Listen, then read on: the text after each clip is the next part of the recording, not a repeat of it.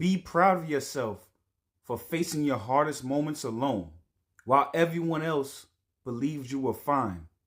Stop downplaying what you survived. Stop acting like you just handled it. No, you transformed in places where most people would have collapsed. You carried yourself through battles most people didn't even know you were fighting. Chosen ones, most people wouldn't know how much courage it took for you to smile through storms that would have broken them. You didn't get applause. You didn't get support. You didn't get a hand to hold. You just kept going with nothing but your spirit to lean on. Your breaking point became your awakening. The pain you hid became your doorway. The nights you cried alone were your exact moment your soul started to remember who you are. Stay tuned. Valerie, talk to him. Yeah, and that's the part nobody ever talks about. Everybody sees the strength, but they never saw the moments you held yourself together with nothing but willpower and breath.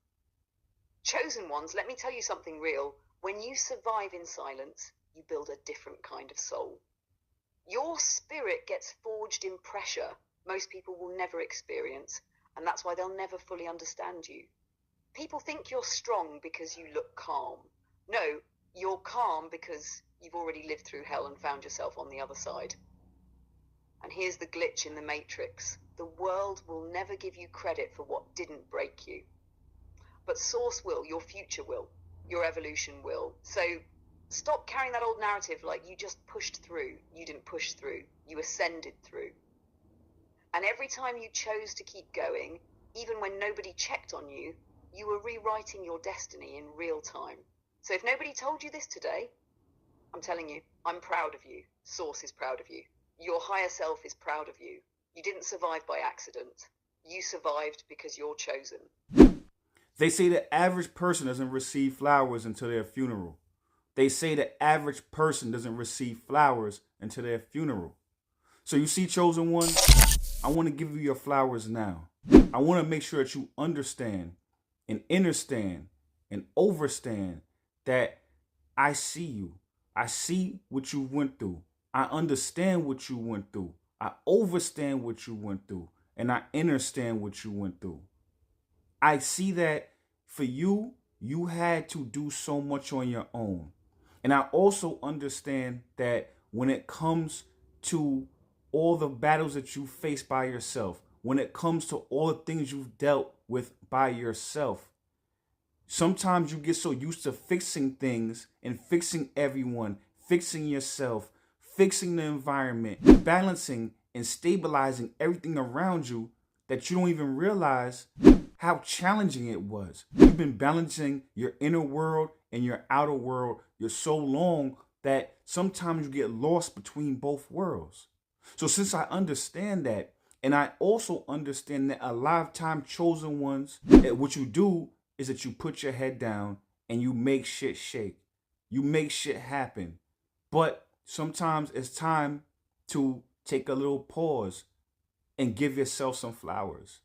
So I'm going to make sure I give you these flowers right now.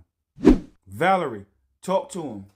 Yeah, and chosen ones, listen closely because I want this to land in the deepest part of you. You've spent so many years surviving that you forgot what it feels like to be seen, not used, not leaned on, not seen. Most people only recognize your strength when it benefits them. They only notice your presence when it stabilizes their chaos. But they never acknowledge the weight you carry because you carry it too well. So let me say this plainly. You deserved flowers a long time ago, not for perfection, not for performance, not for being the strong one, but for the nights you pulled yourself out of darkness when nobody even knew you were drowning, for the mornings you stood up with a cracked spirit and still showed up with love, for every version of you that kept going when stopping would have made more sense. You think your resilience is normal, it's not. You think your emotional endurance is average, it's not. You think everyone could have survived what you survived. They couldn't. Chosen ones, you've lived entire battles that other people would crumble under, and then you apologized for not being more. So take these flowers, not as praise, but as recognition for your becoming, for your softness that never died, even when life tried to harden you. You didn't just make it through, you transformed through, and from this moment forward, you don't wait until your funeral to be honored. You honor yourself now. If no one else tells you, I'm proud of you. I'm proud that you were able to go into your shadow side and heal yourself. I'm proud of you because you didn't break.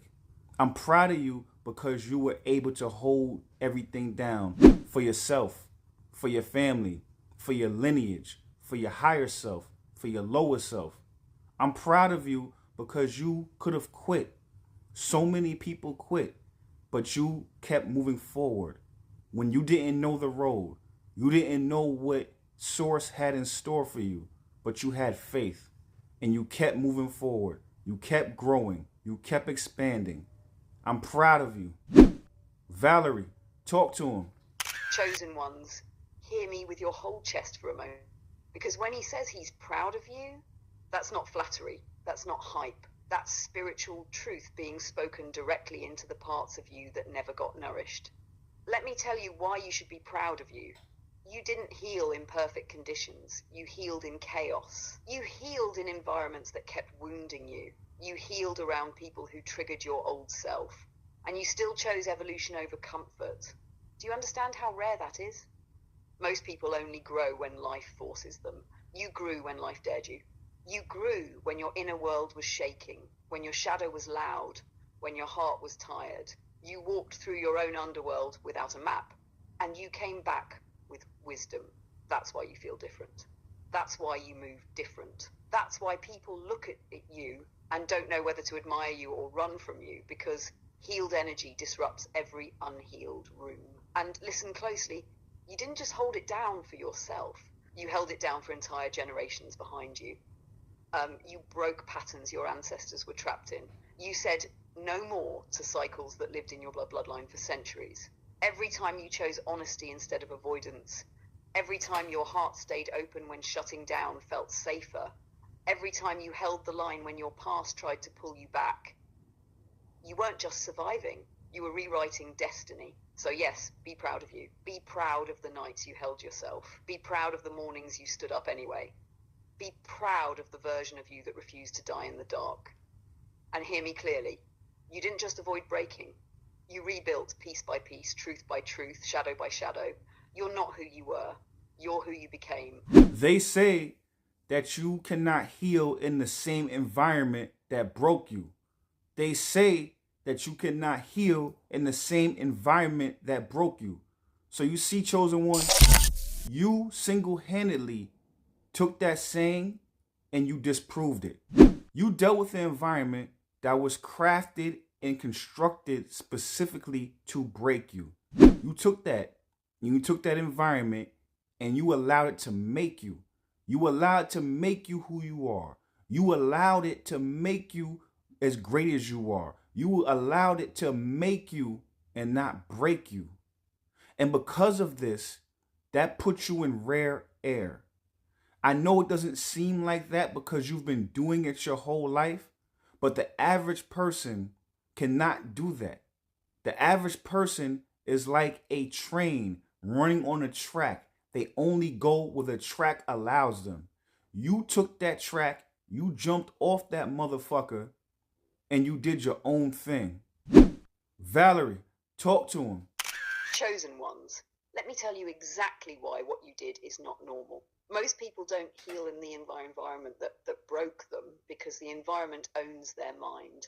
It owns their patterns, their fears, their reflexes, their identity. It becomes the program. But you became the glitch in your own matrix. You were born into cycles meant to trap you. Families that projected their wounds onto you. Neighborhoods coded with fear. Relationships built on survival, not love. Systems designed to keep you small, obedient, predictable. And instead of dissolving into it, you woke up inside of it. Do you understand how insane that is spiritually? You healed in the same environment that broke you because you stopped letting the environment tell you who you are. You became the environment. You became the source of the shift. You outgrew rooms without ever leaving them. You changed timelines without moving locations. You held your own frequency so strong that what was meant to destroy you started to reshape itself around you. That's not healing, that's alchemy. The average person follows the track they were placed on. The track tells them their limits, their story, their future. But you stepped off the track. You questioned the track. You rebuilt the track under your own feet. You didn't escape your circumstances. You out-evolved them. And listen to me, that's why people don't understand you. That's why people project. That's why people feel threatened, because you did something most human beings will never do.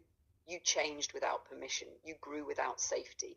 You awakened without guidance. You transformed without leaving your life behind. You didn't switch environments. You switched consciousness. You didn't wait for conditions to improve.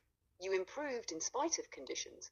That is rare air. That is divine rebellion. That is soul level strength. And if nobody ever told you this, what you did is the kind of thing prophets, guides, and generational breakers do. You didn't just survive the environment that broke you. You rewrote its purpose.